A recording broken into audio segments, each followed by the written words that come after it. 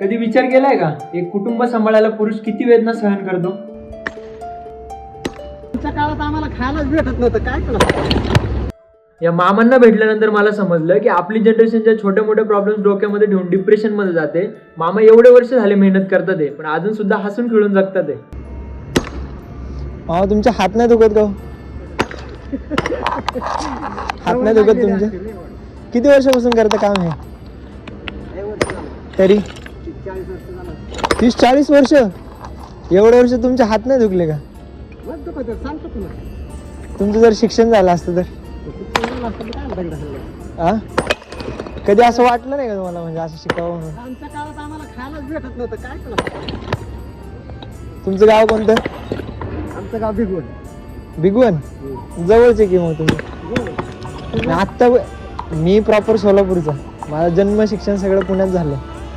हो हो, सगळं इकडेच झालं.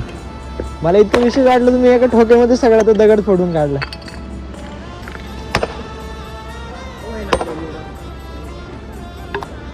एवढी ताकद कुठून येते बरं तुमच्याकडे? एवढी ताकद कशामुळे येते बरं? काय माहिती, परिस्थिती. आणि याचे किती पैसे भेटतात एवढे सगळे फोडायचे?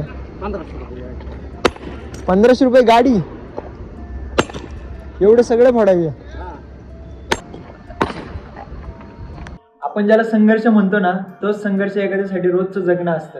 व्हिडिओ आवडला असेल तर कमेंट सेक्शन मध्ये मला नक्की सांगा आणि अशा स्टोरीज बघण्यासाठी माझ्या अकाउंटला फॉलो करा.